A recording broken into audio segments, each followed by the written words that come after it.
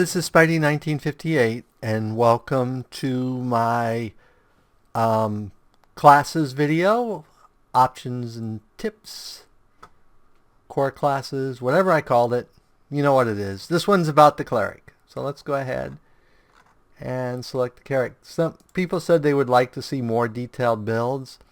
What I think I'll do after I get through the core class reviews is do some videos where I actually do a build, and then I'll show it from like 1st to 10th or 12th level or something like that. So that looks like a good Cleric one to start with. So let's go ahead and let's do that guy. He's a Cleric. And again, we're going to just stick with human, not worry about this stuff. So the Cleric. The basic Cleric doesn't have a lot of level abilities in that. You get your 2 domains, which determine spells and a few abilities. You basically get Cleric proficiencies, which are light armor, medium armor, simple weapons, shields. And then you get to select your deity. You also get your channel energy, where basically you can do either damage or healing with it, and either positive or negative energy. And you basically every odd level you get an extra d6, and this is like a radius, but if you cure with it, it cures everything in the radius, good guys or bad guys. And I believe the same with damage, unless you get a feat called selective channeling, which then lets you only do like bad guys if you're doing damage and only good guys if you're doing healing. So that's the basic Cleric. Now you have the Crusader, which only gets 1 domain instead of the 2, but they get the Crusader bonus feats, which are basically martial stuff, heavy armor, shield bash, martial weapon proficiencies, stuff like that. And you get one of those every 5 levels. So if you want to build a combat Cleric, this is a good option. Gives you more feats for fighter skills. And other than that, it's basically the same proficiencies you start with and that. So, but if you want a more fighter Cleric, you'd have less domain powers and more fighting abilities. Then you have the Herald Caller, who's basically a summoner. You call a powerful outsider. So again, you only get 1 domain with them instead of the 2. You also get what's called dedicated summoner. In your normal spells, you can normally swap them out. If you're good, good or neutral, you can swap them out for heal spells. If you're evil or neutral, you can swap them out for harm spells. With your neutral, you have to choose whether you're going to heal or harm in that. So with dedicated summoner, you can also swap any of your spells you memorized out for basically a summon spell of that level. So they're better at summoning. They also, this is basically telling you that they get the call. They can summon out. What's this saying then?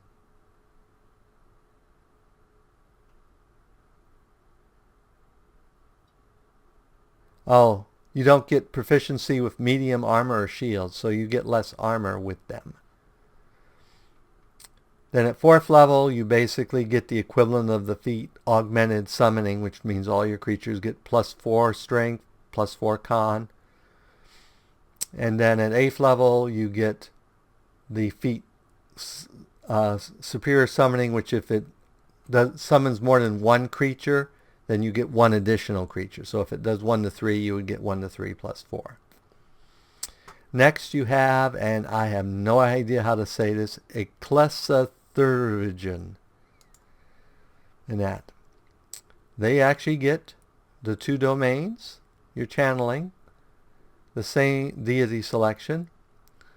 But what they get is they get bonded holy symbol, which they can use once a day. They're basically they're geared towards more spell casting. Once per day they can use their holy symbol to restore any one spell that they prepared for that day. They can bless one ally with close range, but they only get club, dagger, heavy crossbow, light crossbow, quarterstaff, and the weapon of their deity. Clerics always get the weapon of their deity as proficient no matter what that weapon is. And they also have no armor, no shield, so they're basically pure caster type clerics. And then they get a mysterious feat that I don't know what it is. And the one you can't see down here is they get domain mastery, which is weird. They get you always have your primary domain is always the same. But with this class, your secondary domain, you pick one that you always have, but at the beginning every day you can pick a different domain to get spells from instead of your secondary domain that day. So if there's a domain that's better, and we'll go over domains in a second. So those are the basically type. You got your generic cleric, your fighter cleric, your summoning cleric, and your spellcasting cleric. So we're going to go next, just standard cleric. Next is the important god choice. The god choice determines both the alignments and the domains you can pick from. Now, one of the things they don't do here is list what domains you get. So you'd have to basically look online in that. Part of me wants the gamer part of me says they should have that so you can use that to make an informed choice, while the role player version of me says no, you should choose your god based on alignment and what that god represents, not what powers it's going to give you. So either way, but there's basically they have most of the standard gods in here from the Forgotten Realm, from Pathfinder's Goran, Goran? I don't remember how to say the name of it. And in the game, these religious choices will sometimes give you different options in dialogue, though I haven't seen that yet, but I haven't played a cleric per se, and right now I believe clerics are the only class that actually has to pick a deity. Well, paladins may have to. We'll have to see when we get to paladins. So let's go ahead and let's see. Let's select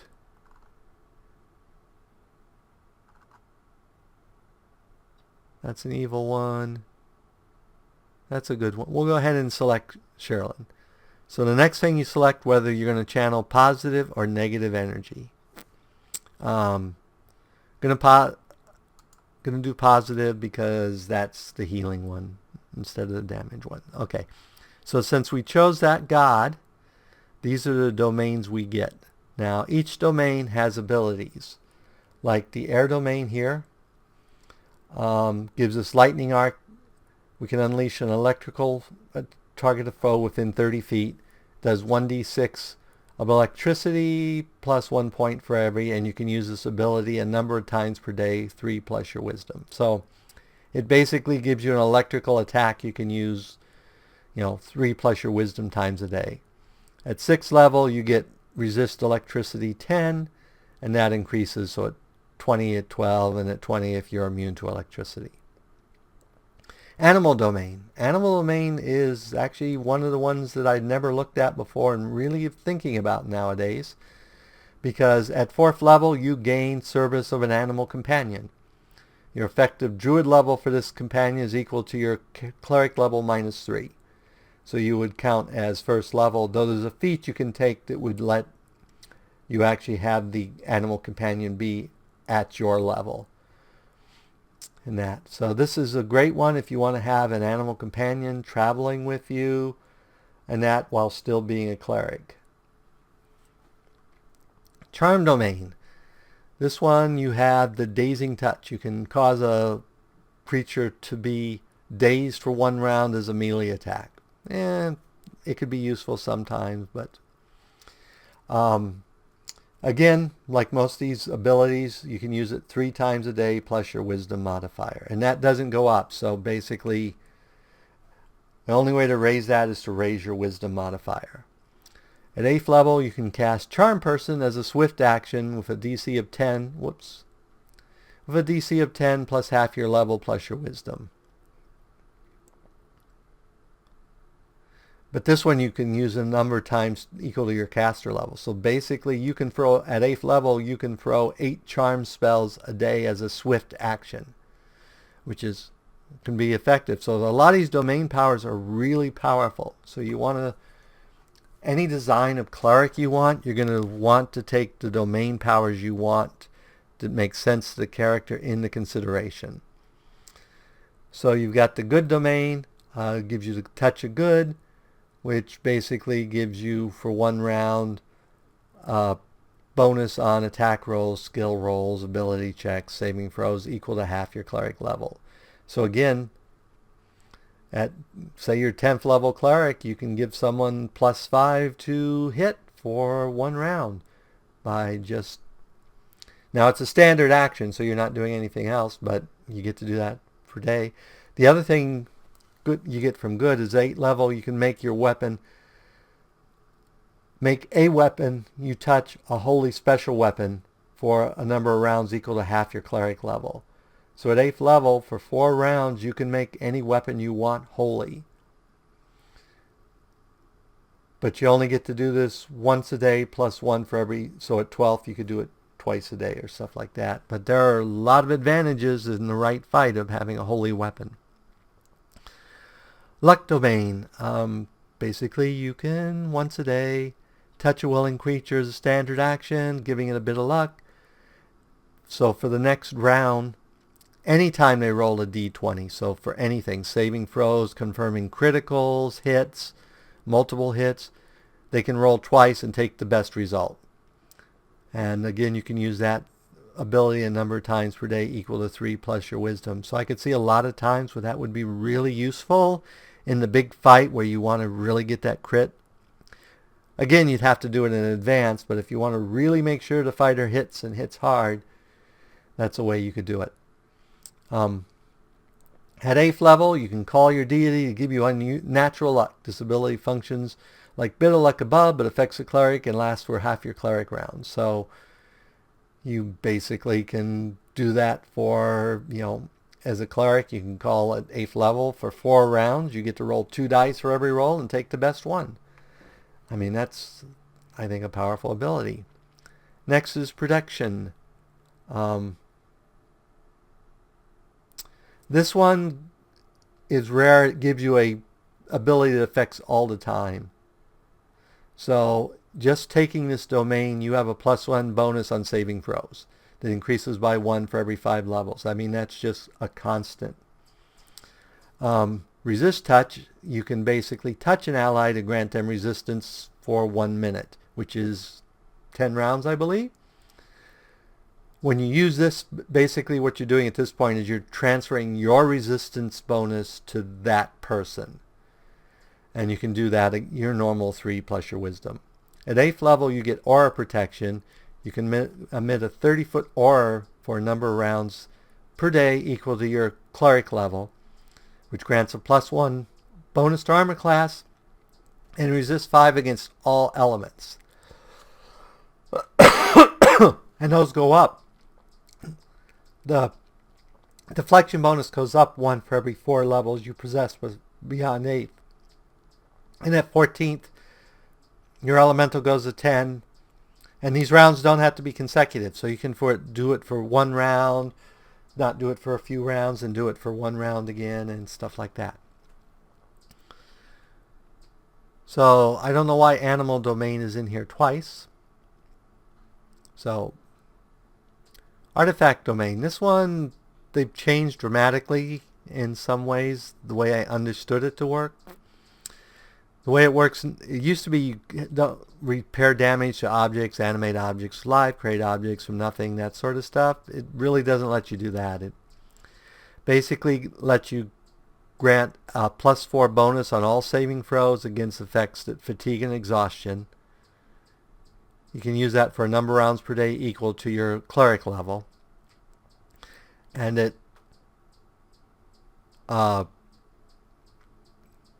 8th level, it adds a DR, so one additional, so damage resistance against everything. So it's not as good as the other, though it still has its useful.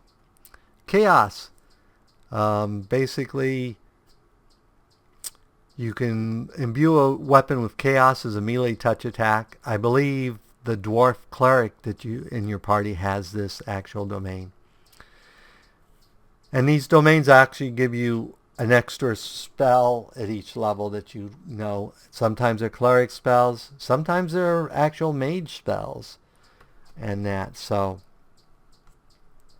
but unfortunately, it doesn't list those. So that would, but they would tend to be spells that make sense for you. So, I'll say for the next round, you must roll twice and take the least favorable result. Anytime the target, so this is basically anti-luck. You make everyone roll twice and take the worst roll after you touch them. It's a melee touch attack, so it basically uses your attack for that round. In an 8th level, you gain a weapon you touch, basically, for a number of rounds equal to half the level cleric. You have the same effect when you hit them with your weapon. So, community domain.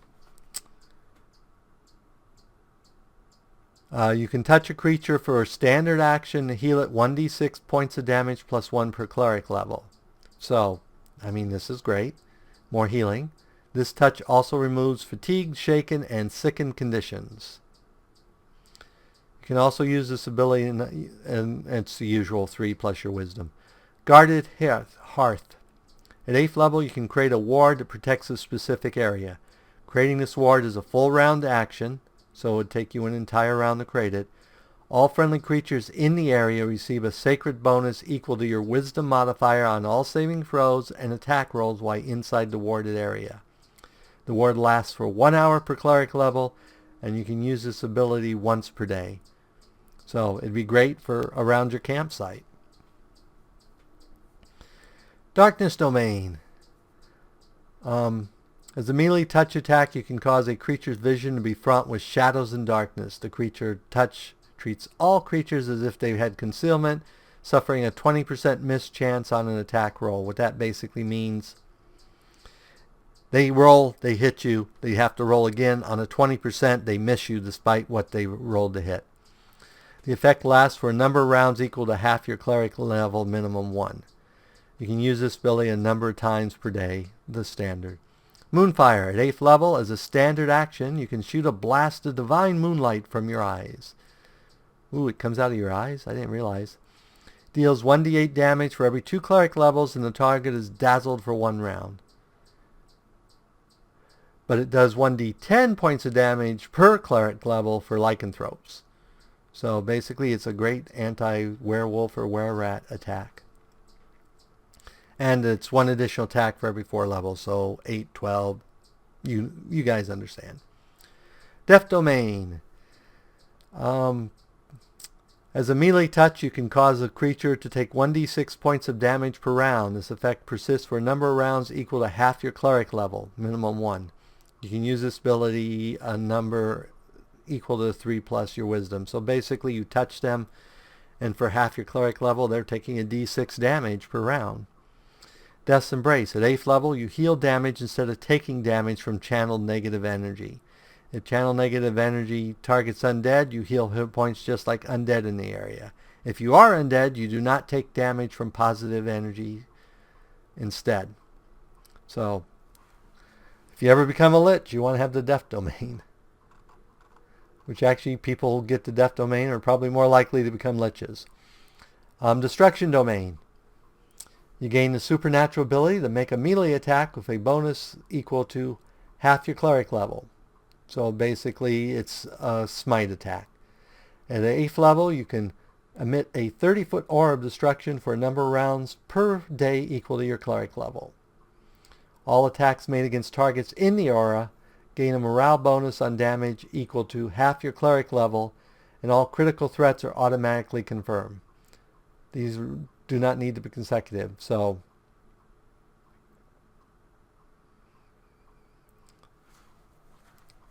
thing is that it says all, so I don't know if that means if the bad guys hit you, they get it too. That wouldn't be very useful. Earth Domain. Acid Dart, you basically shoot acid, does 1d6 plus 1 point for every 2 cleric levels. Acid Resistant, you get resistance 10, 20. Basically similar to air. And it's another one of the... I don't know why... I guess that makes sense that you have to have some sort of earth attack, and apparently acid is what they chose. Evil. Touch Evil. You cause a creature to become sickened as a melee touch attack. Sickened creatures count as good for the purposes of spells with the evil descriptor. So even if you're fighting another evil, they count as good. The ability lasts for a number of rounds equal to half your cleric level. You can use this ability a number of times per day equal to 3 plus your wisdom. Scythe of Evil. You gain basically a weapon touch becomes an unholy weapon. So again, the opposite of holy. You can use that ability once per day. Fire Domain. As a standard action, you can unleash a scorching bolt of divine fire. And if you hit the foe, you do 1d6 plus 1 for every 2 cleric levels. You can use that basically like the air and earth. And you get fire resistance at 6th, 12th, and 20th. You become immune. Glory Domain. Touch of Glory. You can cause your hand to shimmer with divine radiance, allowing you to touch a creature as a standard action and give its bonus equal to your cleric level on a single charisma-based skill check or charisma ability check. This ability lasts for 1 hour until the creature touch applies the bonus to a roll. You can use this ability to grant the bonus a number of times per day. So this one, you basically touch, and when they have to make a charisma roll like diplomacy, they can use that bonus. But it stays for a long period of time, so you can do it before you're going into a negotiation or something like that. Aura Heroism. At 8th level, you can emit a 30-foot aura of heroism for a number of rounds per day equal to your cleric level. Using the ability is a swift action, so basically you can do that and your normal activities. Allies in the area are treated as if they're under effect of heroism, which is actually quite a... I think it's a plus to hit, a plus to saves, plus to armor class, plus to damage. I think it's really a good ability, but I don't remember for all the exacts. Healing. You can touch a living creature as a standard action, healing for 1 to 4 points of damage plus 1 for every 2 cleric levels you possess. You can only use this ability if the creature is below 0. So it's not as useful as you can think. Your healing-based NPC cleric you can be with has this domain. However, at 6th level, all of your cure spells are treated as if they're empowered, increasing the amount of damage healed by them by half, 50%. That doesn't apply to damage dealt to undead with cure. This does not stack with empower. So basically at 6th level, all your heal spells heal 50% more. If you're doing a healing-based cleric, you want this feat. I'm just going to say that offhand. It only affects spells low, so it won't affect your auras of healing. Knowledge Domain. You can become semi-tangible as a standard action. When in this form, you are immune to critical hits and gain a +1 deflection bonus to armor class. The bonus increases by 1 at 8th level and every 4 levels thereafter. You can use this power a number of times per day equal to your cleric level. So your armor class goes up a little, but you're immune to critical hits, which can be a big thing. At 8th level, as a swift action, you can grant all allies within 30 feet special insights. Once during the next minute, each affected creature can choose to roll twice and take the better result before attempting an attack roll, an ability check, a skill check, or saving throw. You can use this ability once per day at 8th level and once additional time per day for every 4. So basically you give everyone at 30 feet basically gets, if they're a real important roll, they can roll twice and take the better result. Let's scroll down some here. Law domain. You follow a strict and ordered code of laws, and in so doing, achieve enlightenment in it. So touch a law, you infuse someone with power, allowing them to treat all attack rolls, skill checks, ability checks, and saving throws for 1 round as if the natural 20 roll resulted in 11. You can use this per day equal to 3 plus your wisdom. So basically instead of rolling, they can just take an 11. So if you know 11 is going to hit and you don't want to risk missing, you use it, boom, you hit. Staff of Order. At 8th level, you gain a weapon you touch with the axiomatic spell ability for a number of rounds equal to your Cleric. And I don't remember what this ability does, but if I remember right, it's a pretty good one. Liberation. For a number of rounds per day equal to your Cleric level, you can move normally regardless of magical effects that impede movement, as if you are affected by freedom of movement. So hold person, web, any of those you can ignore for a number of rounds per day equal to your Cleric level. At 8th level, you can emit a 30-foot aura of freedom for a number of rounds per day equal to your Cleric level. Allies within this aura are not affected by difficult terrain and the confused, frightened, panicked, paralyzed, slowed, shaken, and staggered conditions. This can be great to basically neutralize paralyzation particularly, and confusion. And fear to a lesser extent can really mess up your front line. So this can be really good in certain circumstances. But it only suppresses them, so once it ends, they're affected again. Madness domain. You gain a creature's Vision of Madness as a melee touch attack. Choose one of the following attack rolls, saving throws, or skills check. The target receives a bonus to the chosen rolls equal to half your Cleric level, and a penalty to the other 2 types of rolls equal to half your Cleric level. So you can make them really have a good skill check, but be minus on their attack or saving throws, which is probably what you would normally do in combat, but there are times you might want to do it other ways. Aura of Madness. At 8th level, you emit a 30-foot Aura of Madness for a number of rounds per day equal to your Cleric level. Enemies within this aura are affected by confusion unless they make a will save of DC 10 plus half your Cleric level plus your Wisdom modifier. The confusion effect ends immediately when the creature leaves the area or the aura expands. Creatures that succeed on the saving throw basically aren't affected, I believe, but we can go ahead and look. Are immune to the aura for 24 hours. So once they save, they're immune to it. Nobility. As a standard action, you can say an inspiring word to a creature within 30 feet. The creature receives +2 morale bonus on attack, skills, and ability checks, saving throws for a number of rounds equal to half your Cleric level. You can use this power a number of times per day equal to 3 times your wisdom. So, I mean, that's a nice bonus that they get for several rounds, so it's definitely worth doing. At 8th level, you can issue an inspiring command to your allies who must all be within 30 feet of you. Effective allies gain +2 on attack, AC, combat, maneuver, defense, skill checks for a number of rounds equal to half your Cleric level. This is a language-dependent mind-affecting spell.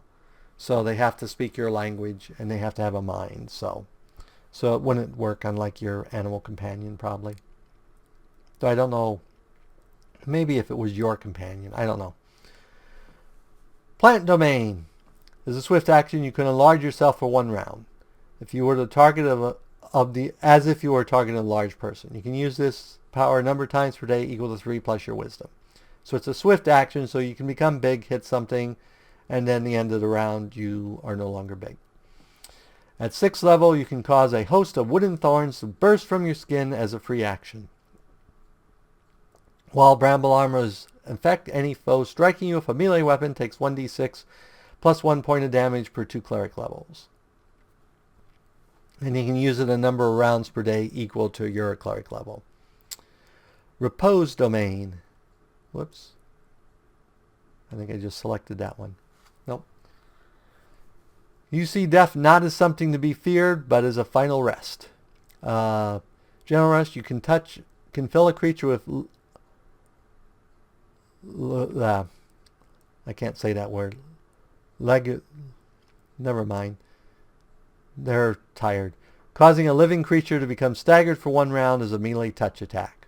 If you touch a staggered living creature, the creature falls asleep for 1 round instead. Undead creatures touched are staggered for a round equal to your wisdom modifier. And you can use this ability a number of times per your normal. At 8th level, you can emit a 30-foot aura that wards against death for a number of rounds per day equal to your cleric level. Living creatures in this area are immune to all death effects, energy drain, effects causing negative levels. This ward does not remove negative levels of players already gained, but the negative levels have no effect while the creature is inside the warded area. The rounds do not need to be consecutive. Rune. As a standard action, you can create a blast rune in a desired location. Any creature entering 5-foot aura around the rune takes 1d6 points of damage plus 1 for every 2 levels you possess. The rune deals either acid, cold, electricity, or fire damage decided when you create the rune. Rune lasts a number of rounds equal to your cleric level. You can use this ability a number of rounds per day. Warding rune. At 8th level, you can create a warding rune. Any creature entering 5-foot aura around the rune must make a will save, or they will not be able to attack for a number of rounds equal to half their cleric level. The rune lasts a number of rounds equal to your cleric level.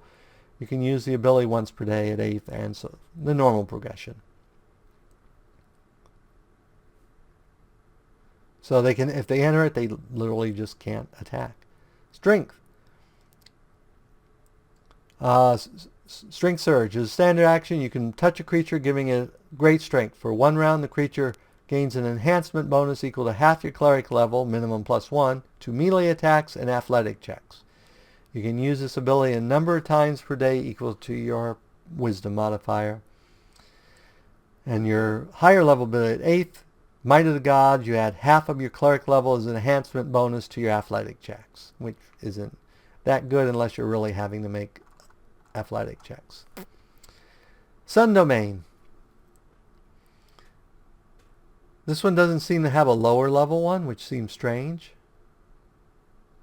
But at 8th level, you can emit a 30-foot nimbus of light for a number of rounds per day equal to your cleric level.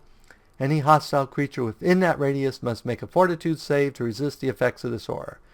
If the creature fails, it is blinded until it leaves the area of the spell. A creature that has resisted the effect cannot be affected again by that particular aura. An additional undead within the radius take an amount of damage equal to your cleric level per round that they remain inside the nimbus. These rounds do not need to be consecutive. Sorry, I had to get a drink there. This is a lot of talking. Travel Domain. You're an explorer and finding enlightenment in the simple joy of traveling, if by foot or conveyance or magic. This one is nice. It has a permanent effect that you increase your base speed by 10 feet. I mean, that's great for if you want to move faster and stuff. And as a free action, you can gain increased mobility for 1 round. For the next round, you ignore all difficult terrain and do not take any penalties for moving through it. You can use this ability a number of times per day equal to 3 plus your wisdom modifier. I don't know if that's going to affect rain, because in the game now when it rains heavy, all terrain becomes difficult terrain. So it may actually affect if it's raining heavy. At 8th level, you can teleport up to 10 feet per cleric level per day as a move action. This teleportation must be used in 5-foot increments, and such movement does not provoke attacks of opportunity. So you can move. Well, the reason I think it says 5-foot increments means that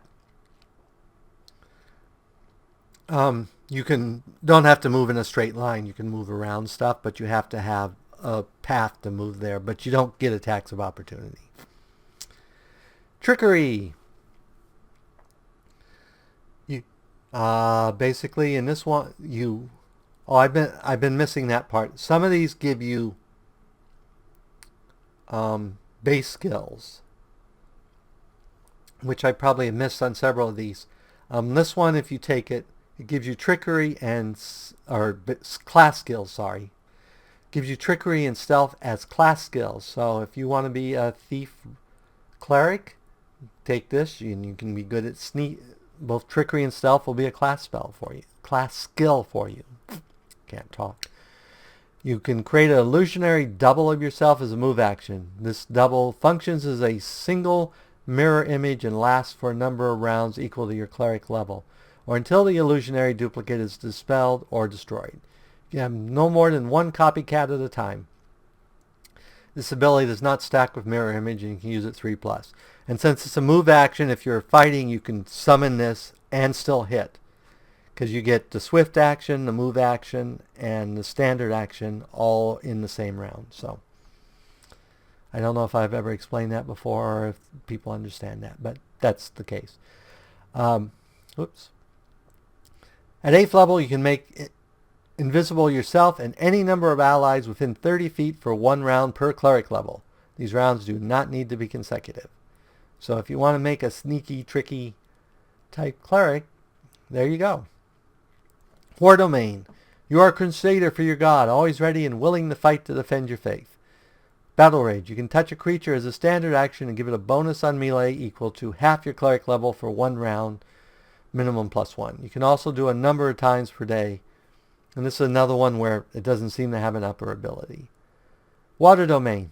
This is like the other ones. In this case, you fire an icicle from your finger as a ranged attack. It does 1d6 +1 for every 2 levels.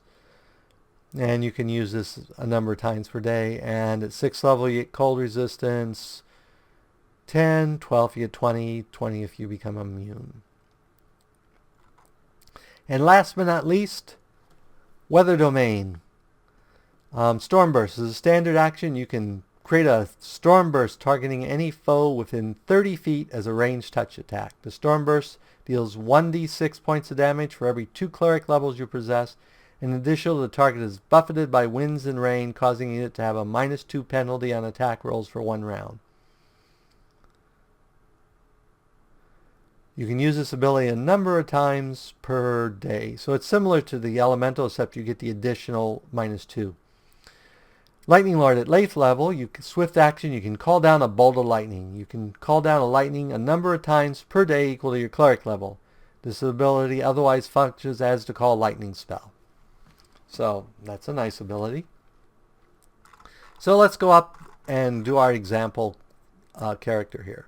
So I think we're going to give them Animal Domain as their primary. And let's see.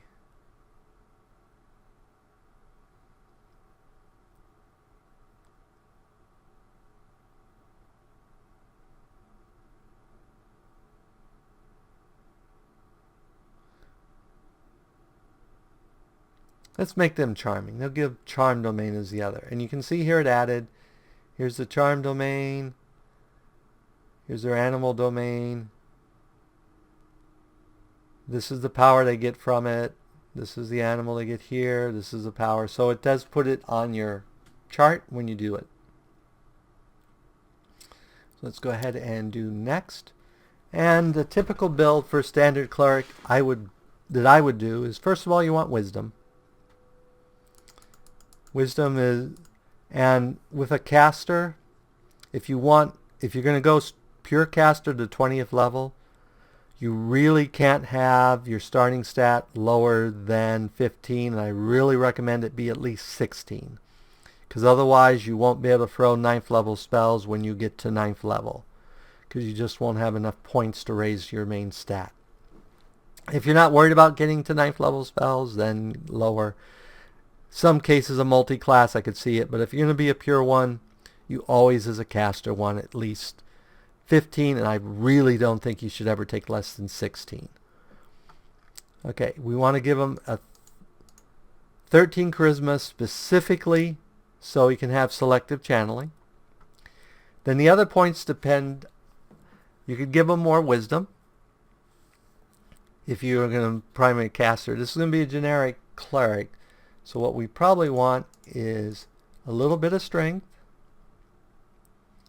a little bit of con, and then right now, if you want skills, you'd want to give them a little intelligence, or you can give them just a point of dex. Now this would be a fighter type. If you wanted an archer type, you would basically get the strength down to 10 or 12 and do it the other way probably. So that would depend. And then of course we're going to use our bonus here on wisdom. And then you want at least one in lore religion, because there's an ability you get where you can bind wounds that don't take any spells and stuff. That bonus is based on your lore religion. And then you have other choices. You can do persuasion, you can do knowledge. In this case, I probably would actually do perception, because I believe everyone should have some perception in this game. But that's from the old paper things where everyone has to make perception rolls and like the first round of combat to figure out what's going on and stuff like that. Okay. Then we have feats for them. Combat casting. If you're going to be in combat and you're going to want to throw spells, in my opinion, you're going to want combat casting. The other one, since I tend to be healing ones that I would normally take, would be extra channels, which give you, more of your channeling per day. And that, I mean, there are other choices if you wanted to be more about attacking or that. Actually, no, we don't want that one. We want this one, selective channel. That's the one that lets you basically choose only have certain people get your healing. So only your party members could get the healing and not the bad guys when you do a channel burst. So, and then from there, I would do their alignment and all the other stuff. This has already gone super, super long, which I knew was going to happen with clerics because of the sheer number of domains and that. So hopefully it is useful to you guys and you got some good out of it. So as always, if you enjoyed this episode, go ahead and give me a like or a comment. And if you disliked the episode, leaving me a dislike's fine, but please leave a comment saying why you disliked the episode. As always, this is Spidey 1958, and have fun gaming.